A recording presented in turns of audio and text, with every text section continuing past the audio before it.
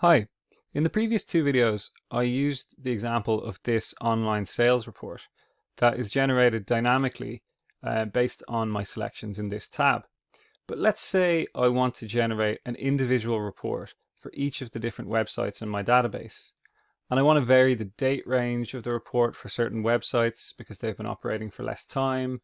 And I want to select different product categories for the deep dive sections for each website because they focus on different areas. Now I could make a fresh copy of the report template for each website, make my selections in each, and then run Dyno for each copy.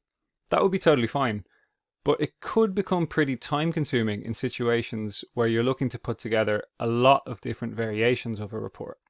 So this is where the dynamic duplicator can come in handy.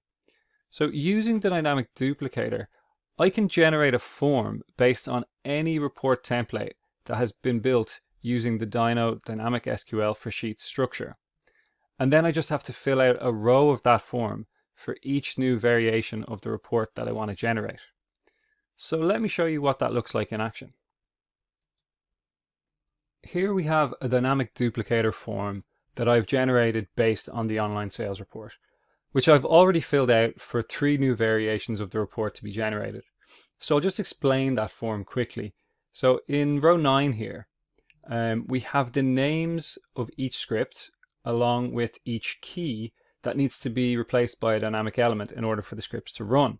So for example, we have the top level data script and the key of website, the top level data script and the key of date start, and so on. And if we go further over in the form, we have the other scripts, so like the product deep dive script and its keys, and so on. And in row 10 below, what we have is the dynamic elements that were in place in the report template that I used to generate the form. So for the top level data script and the key of website, the dynamic element was wondermart.com. For the top level data script and the key of date start, the dynamic element was 2008, and so on. So this acts as kind of a guide for filling out the rest of the form. And below I've filled out that form, as I said, to generate 3 new variations of the report. So the name you want to give for each new report goes here in column A, and then you fill out the row with the dynamic elements that are relevant for that variation of the report. So that's what I've done here. I've filled out for supershop.com. We've got the relevant dynamic elements for them. So we've got a different date range because this online store was operational for a shorter time than the wondermart.com store, which has a longer date range for the report. And then Uber store, again, we've got a different date range and we've got the different website.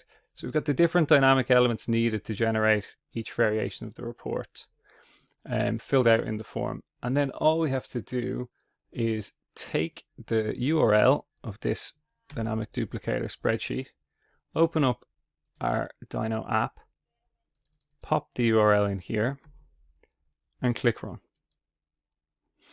And now it's going to generate new reports for each of those rows. If we pop back to the spreadsheet and into the duplicated report list, as the reports are finished, they will start populating this tab. Now this could take much longer if you're querying much bigger tables, or depending on your database servers and so on. For us, it's going to run pretty quickly because I'm using a relatively small table that's hosted on my local system. So it's going to go quite quickly. But even so, I think I'll pause the video here and I'll come back in a sec. So I actually went and got myself a cup of tea there, and I've come back to 3 newly generated reports. And now the runtime was even quicker. The runtime was about 1 minute there for the 3 reports. Let's just take a look and make sure we've got data in here. So looking good so far. Yep, we've got data, and it's for our new dynamic elements, Super Shop in this case. Our product deep dive, it's got the product categories that we put in as dynamic elements, and everything's populated fine. I'll just quickly check the other 2. Uberstore.com. Yep, everything is populated fine there as well. And fresh outlet. Let's have a look. Perfect. So there you go. That's how easy it can be to generate multiple variations of a report using the dynamic duplicator. So the only thing I have left to kind of show you is how did I generate that form in the first place.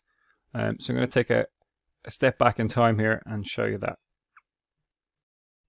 So to generate the dynamic duplicator form, we want to make a few tweaks to our template that we're using as the basis for the form. So firstly, we're going to make sure that the dynamic elements in here are values rather than formulas. So, you know, if you right click and you do copy, right click, paste special, paste values only, that's what I'm talking about. Replace the formulas here that are referencing the selections tab with values only. So I'm just going to do the rest of that with keyboard shortcuts. Now, if I left these as formulas, they would appear as formulas in row 10 of the form when we generate it, which wouldn't be much help as a guide. So we're doing this to allow us to see the values in row 10 of the form when we generate here. The exception here is for the dynamic element of funnels in the final script, which I'm actually going to leave as this formula. If you remember from the previous videos, this dynamic element actually has to be defined by a formula because it looks at the data pulled from one of the previous scripts and gets the names of the top 3 customer funnels based on that data. So this dynamic element has to remain as a formula so that it will vary depending on the data that gets pulled in by the other scripts in the duplicate reports. So the only other thing to do on this template is we're going to remove this selections tab because we won't need it in the duplicates. And then all I have to do is take the URL of this template, go to the dynamic duplicator, or go to my copy of the dynamic duplicator spreadsheet and pop that URL in here. Then I take the URL of the dynamic duplicator spreadsheet, go back to the Dyno app, pop it in here, and click load. And pretty quickly we're going to see the form generated. So there we go, it's already been generated. That's it. That's how easy it is to generate the dynamic duplicator form. And since you've already seen how to fill out the form and generate reports from it, that's it. That's the dynamic duplicator in a nutshell. Thanks for watching.